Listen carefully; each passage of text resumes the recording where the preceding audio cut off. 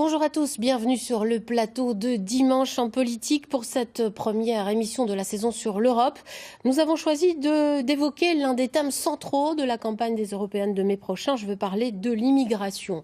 Que fait aujourd'hui l'Union? Que devrait-elle faire dans les mois ou les années qui viennent? Ces moyens sont-ils suffisants? Ce sont quelques-unes des questions auxquelles mes invités vont répondre ce matin. À commencer par vous, Fabienne Keller. Bonjour madame. Bonjour. Vous êtes sénatrice à Gir du Bas-Rhin. Andrea Didlot, bonjour. Vous êtes conseiller régional Les Patriotes. Enfin, Vincent Feyereisen, vous êtes psychologue et vous travaillez notamment avec des migrants à Strasbourg. Bonjour. Pour entrer dans le vif du sujet, voir la réalité du terrain, je vous propose d'aller sur l'île de Lesbos en Grèce. C'est l'une des îles les plus près de la Turquie. Son camp de migrants est aujourd'hui au bord de l'implosion. Regardez ce reportage. Ces images ont fait la une en 2015. Les plages de Lesbos jonchées de corps et de gilets de sauvetage de migrants. Aujourd'hui, les plages de l'île ont retrouvé leur beauté sauvage. L'actualité est ailleurs, mais on en parle peu. Derrière ces barbelés, 9000 migrants survivent. Le camp de Moria s'est transformé en prison pour tous les réfugiés arrivés sur Lesbos.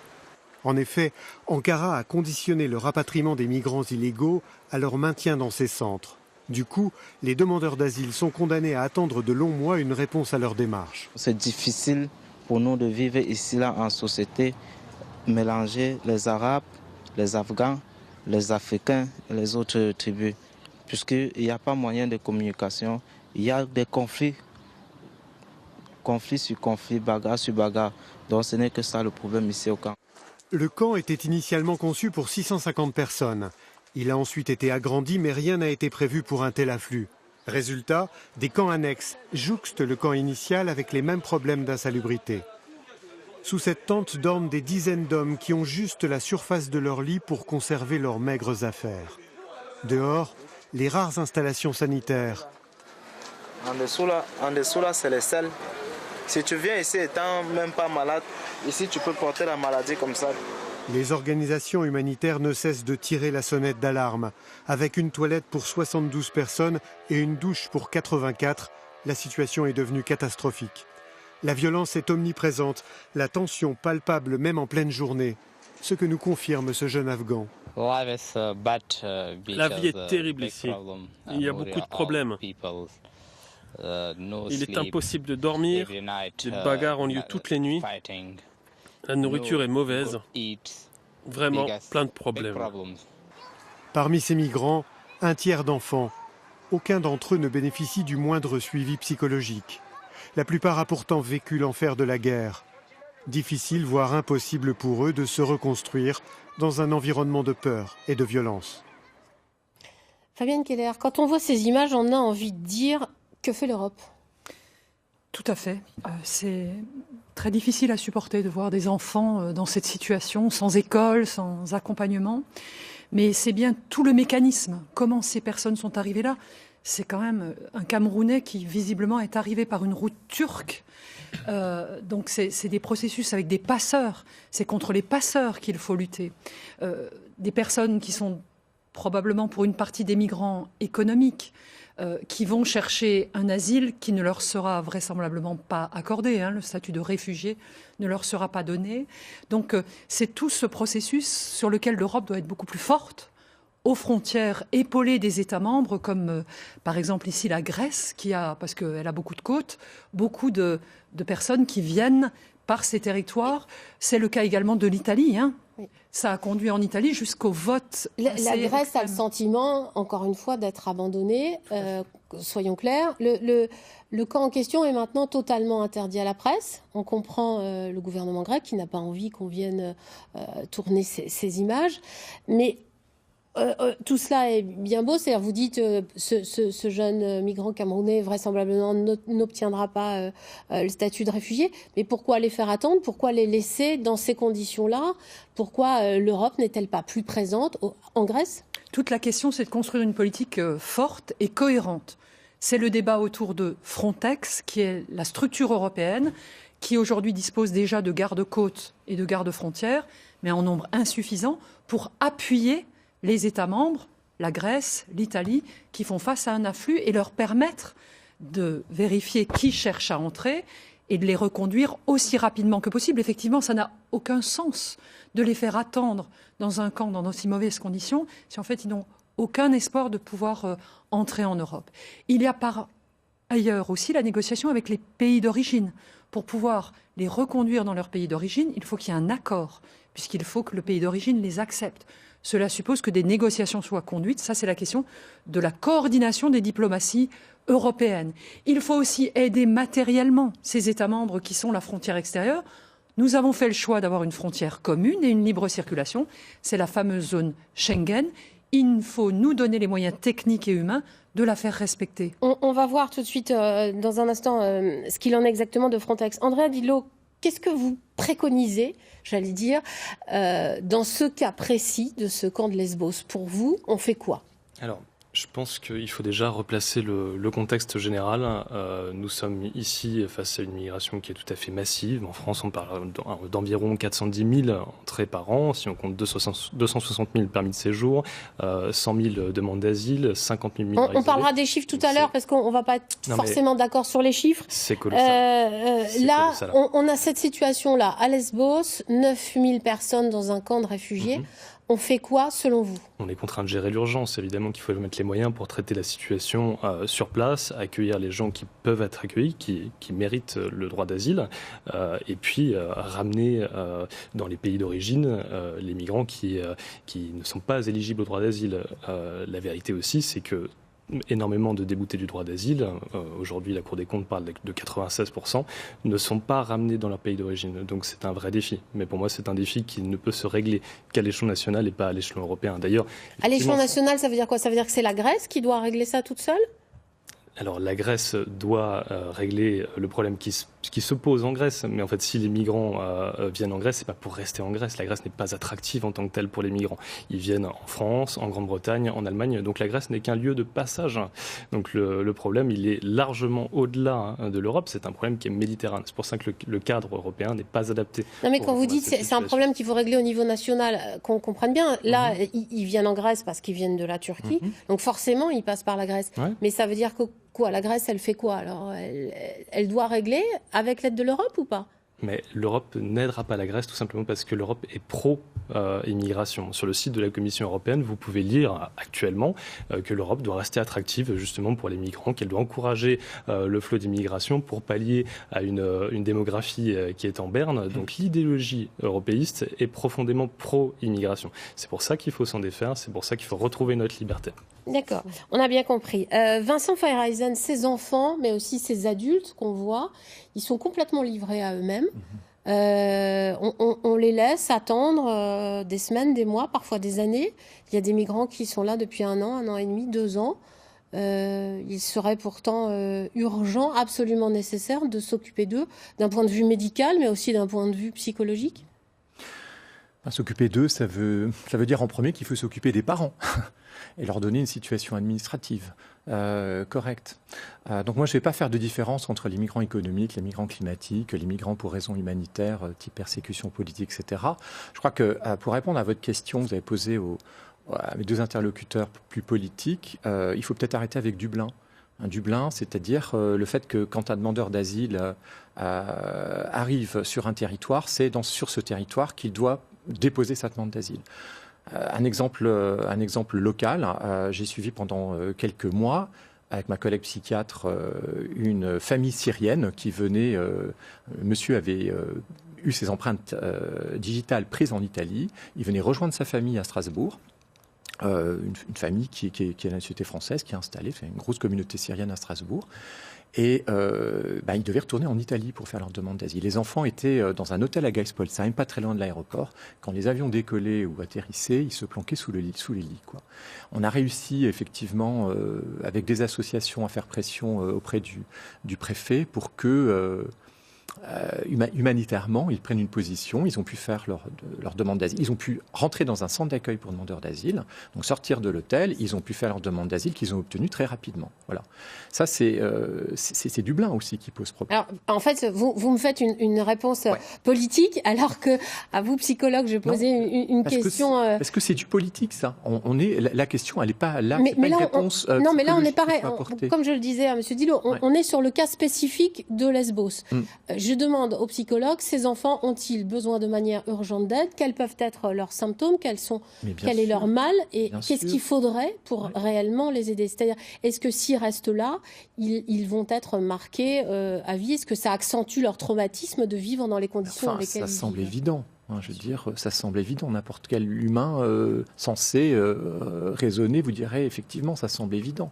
Le souci, c'est d'avancer rapidement pour que les parents puissent aussi avoir une situation administrative éclaircie. Parce que des parents qui vont être mal, qui vont être effectivement... je peux vous parler du psychotraumatisme, c'est-à-dire de l'impact psychique que peut avoir les événements traumatiques qu'ils ont pu vivre dans leur pays, qui ont fait qu'ils sont venus se réfugier sur le sol européen, parce qu'on ne quitte pas son pays, sa famille, son travail, pour venir faire du tourisme en France. Surtout que là, dans le camp, c'est pas du tourisme. Alors ces migrants, ils arrivent, je suis désolée, Monsieur Didlot, moins nombreux chaque année depuis 2015, aussi, comme le disait Fabienne Keller, grâce à l'agence Frontex, l'agence européenne chargée de garder les frontières de l'Union européenne. On va écouter son directeur nous expliquer les missions de Frontex. Face à des crises en Grèce, en Italie, en Espagne, nous avons des opérations. Il y a aujourd'hui 1500 gardes-frontières et gardes-côtes européens que nous déployons dans des opérations qui s'appellent Poséidon, Thémis, Indalo, etc. Nous avons aujourd'hui 33 bateaux, nous avons 5 avions, 5 hélicoptères qui contribuent donc à aider les États membres. Ça, c'est une fonction de déploiement sur le terrain. L'agence Frontex a aussi comme mission d'aider les États à renvoyer dans leur pays d'origine les étrangers en situation irrégulière. Par exemple, en 2017, l'agence Frontex a renvoyé 10% des étrangers en situation irrégulière qui ont été effectivement renvoyés de l'Union européenne vers des pays hors de l'Union européenne. C'est un nombre de 14 200 l'année dernière. Et vous voyez que l'agence devient un acteur de plus en plus important pour aider les États membres dans ce domaine. Alors Andrea Dillot, il n'est pas tout à fait d'accord avec vous. Frontex, je pense qu'il sait de quoi il parle puisqu'il en est le patron, ramène les migrants, aide les États membres. C'est en train de croître puisque les moyens de Frontex étaient très faibles jusqu'à présent. Depuis 2015, ils sont montés en puissance. Il faut arrêter cette progression de Frontex ? Ce que je crois tout simplement, c'est que Frontex ne répond pas au problème. Le problème, c'est un problème démographique, une explosion démographique qui a lieu en dessous de la Méditerranée. La population africaine doit doubler d'ici à 2050. On a affaire à des pays qui ont été complètement mis à terre, comme la Libye. Madame Keller, ici présente, a soutenu l'intervention d'ailleurs en Libye en 2011. Aujourd'hui, l'État est détruit. C'est le paradis des passeurs. Et d'ailleurs, Frontex mettait en avant en 2016 la collusion qui existait entre les ONG qui viennent en aide à ces migrants et les passeurs qui sont des mafias. Donc aujourd'hui, il faut régler le problème à la source en mettant des moyens pour le co-développement dans ces pays-là, un co-développement sérieux. Jean-Louis Borloo, par exemple, a proposé un plan d'électrification de l'Afrique qui était tout à fait sérieux il y a déjà quelques mois de ça. Il faut évidemment encourager ces partenariats qui dépassent le cadre européen, encore une fois, et il faut que les États se réapproprient le contrôle aussi de leur politique migratoire et de leurs frontières. Aujourd'hui, par le traité d'Amsterdam notamment, les États ne contrôlent plus rien. Aujourd'hui, ils sont simplement maîtres. Enfin, ils discutent quand même. Frontex, le patron de Frontex, il ne décide pas tout seul. Il travaille avec les États membres en étroite collaboration. Les États, depuis le traité d'Amsterdam de 1999, ne sont plus maîtres que de leur politique en matière de nationalité. Tout ce qui est visa, politique d'accueil, règles de passage des frontières est une compétence communautaire. Donc aujourd'hui, nous ne sommes plus en matière de contrôler notre politique. On va regarder tout de suite si en régie, on peut faire un petit switch pour réagir à ce que vient de dire Andrea Didlot. On va voir une patrouille Frontex qui est portugaise, mais qui ne peut fonctionner qu'avec un officier grec à son bord, puisque son rôle, c'est de patrouiller dans les eaux territoriales grecques. Je vous propose tout de suite de regarder ce reportage. La patrouille portugaise quitte lentement le petit port de Molivos, dans le nord de Lesbos. C'est dans cette partie de l'île que la côte turque est la plus proche, à moins de 10 km seulement. Le bateau et l'équipage sont portugais, 3 policiers en mission pour Frontex. Avec eux, un officier grec, obligatoire pour toute mission dans les eaux territoriales. La nuit commence bien. C'est la pleine lune, la mer est d'huile. Des conditions idéales aussi pour ceux qui veulent tenter la traversée. L'objectif de ces hommes est bien sûr de les intercepter. Notre mission est de contrôler la frontière entre la Grèce et la Turquie et de détecter des bateaux éventuels avec des migrants, mais pas seulement. Nous faisons aussi des contrôles de navires commerciaux, des bateaux de pêche ou de croisière. Mais bien sûr, notre mission principale est de protéger la frontière. Pour détecter la présence de bateaux de migrants, l'œil ne suffit évidemment pas, surtout en pleine nuit. 2 autres policiers portugais veillent. Ils sont installés sur les hauteurs, armés de jumelles à infrarouge. Aucune embarcation, si petite soit-elle, ne peut leur échapper. Là, on voit la frontière. Ici, ce sont les eaux turques. Et là, les Grecs. Et nous contrôlons tout ce qui se passe. Nous faisons le point sur chaque bateau qui traverse pendant la nuit. Et justement, cette nuit-là, vers 1h du matin, un bateau est repéré. Les policiers s'équipent, prêts à l'action. En liaison permanente avec leurs collègues sur la côte, ils fouillent la zone. Le jeu du chat et de la souris a commencé. Les migrants, se sachant repérés, retournent dans les eaux territoriales turques, là où le bateau de Frontex ne peut aller. Et ils attendent, parfois des heures. Cette nuit-là, ce sont finalement les gardes-côtes turcs qui ont intercepté les migrants. La patrouille européenne a alors repris sa ronde jusqu'au petit matin. Fabienne Keller, on le voit là, il y a, on le disait, dans les eaux territoriales grecques, forcément un officier grec avec Frontex. Est-ce que vous, contrairement à ce que dit M. Didlot, vous pensez qu'il faut continuer cette progression de Frontex, renforcer les moyens de Frontex? Tout à fait. Frontex a déjà vu un triplement de ses moyens depuis la crise de 2015, mais en faisant l'état des lieux, il faut aller plus loin encore, de manière à ce que sur la route qui vient de Libye, sur la route qui vient du Maroc, on puisse intervenir, contrôler effectivement les flux et tout simplement faire appliquer les règles que les Européens fixent ensemble, mais dans le respect de chaque État membre, comme là, il y a un officier grec qui est à bord du bâtiment, mais les personnels de Frontex sont équipés, ont l'habitude des relations internationales, du droit maritime et sont opérationnels. L'idée aussi, c'est que Frontex peut se déplacer en fonction des routes, puisqu'on sait bien qu'il y a eu une route par les pays de l'Est qui a été arrêtée quand la Hongrie a fermé sa frontière, qu'il y a aujourd'hui une route très importante à partir de la Libye. Et il est vrai qu'il faut faire un travail très engagé, très fort, pour mettre fin à cet incroyable trafic d'êtres humains qui se passe non seulement à partir de la Libye, mais dans toute l'Afrique, puisque les personnes se déplacent, migrent à l'intérieur de l'Afrique avant de rejoindre les côtes libyennes. Il faut aussi donner l'asile aux personnes qui ont droit, comme les Syriens qu'on évoquait tout à l'heure, des gens qui fuient des zones de guerre et qui doivent pouvoir bénéficier de l'application des règles internationales de protection des personnes on va regarder risque pour leur vie. Une carte qui va vous intéresser aussi, M. Didlot. On voit les chiffres.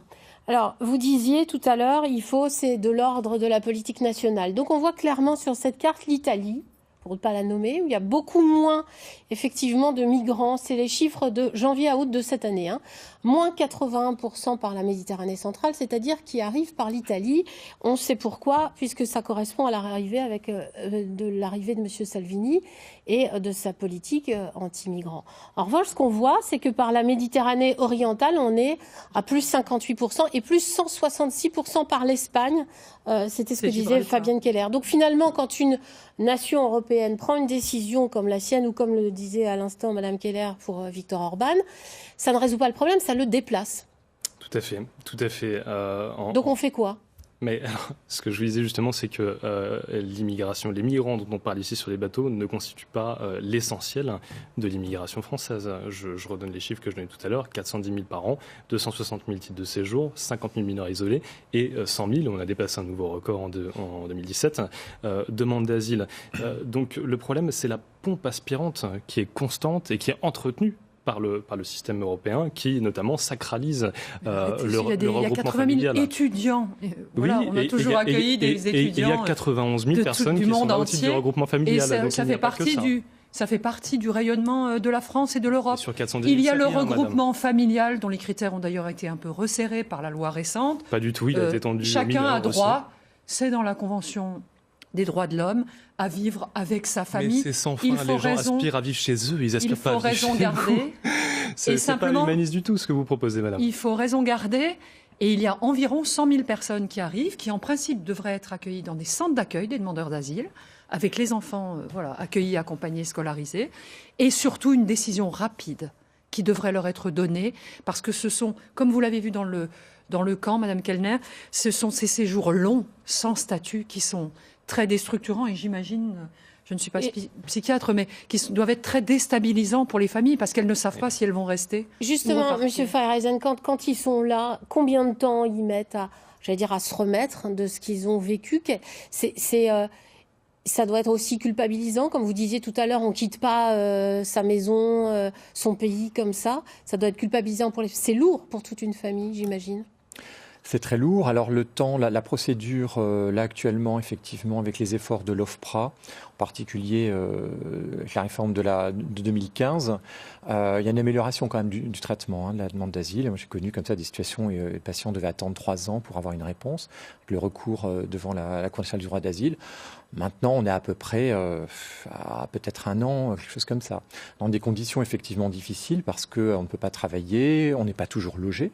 C'est-à-dire que, en gros, les adultes isolés, les hommes, les femmes, qui ont vécu des situations de torture, je pense aux femmes agressions sexuelles, viols, pour être très clair, elles sont à la rue, sans abri, etc. Les enfants, le système français fonctionne bien quand même. On a des enfants qui sont scolarisés, formation. Le problème, c'est les très jeunes adultes. Le problème des mineurs isolés aussi, qui ne sont pas reconnus par le conseil départemental, très souvent pour des questions complexes, donc ils ne sont pas pris en charge par le service de protection de l'enfance, donc laissés à eux-mêmes, livrés à eux-mêmes, etc. C'est pas non plus parce qu'on va obtenir un statut de réfugié ou de protection subsidiaire, donc avoir une situation administrative correcte, entre guillemets, qui va ouvrir à des droits, que les problèmes psychiques sont résolus, parce que il y a aussi la question de l'exil. Je le rappelle, ces personnes ne sont pas venues pour faire du tourisme. En France, certaines sont venues pour y trouver du travail, certes, parce que les conditions de travail dans leur pays n'étaient pas possibles. Dans ce débat, je crois qu'il faut faire attention à 2 choses. Il ne faut pas confondre quand on parle d'immigration, de migration. Il y a toujours ce qui a existé, c'est-à-dire l'immigration ordinaire qui concerne, comme l'a dit Mme Keller, la question des étudiants, la question du regroupement familial, les couples mixtes aussi. Il y a la question des réfugiés, du travail. Très peu de titres de séjour sont donnés pour le travail. Et les raisons humanitaires sont minimes. Statut de réfugié, sur 100 000 demandeurs d'asile, il va y en avoir 89 000 qui ont été accordés au titre du statut de réfugié ou protection subsidiaire en 2017. Les autres personnes sont sur le territoire, vont y rester, parce que moi, mes patients qui n'ont pas de titre de séjour, qui ne peuvent pas bénéficier de cette protection, vont rester parce que, pour des raisons qu'on peut comprendre, ils n'ont pas du tout envie de retourner. Ils ne peuvent pas retourner dans leur pays. Ils ne peuvent pas. André Dillot, on arrive presque au bout de cette émission. Dans la campagne qui commence, des élections européennes, ça va être, j'imagine, un cheval de bataille pour les patriotes? Un parmi d'autres, parce c'est un révélateur en réalité du carcan institutionnel dans lequel on se trouve. Je parlais du traité d'Amsterdam tout à l'heure. Il y a une sacralisation aussi qui est faite du regroupement familial par l'Union européenne, par une directive de 2003.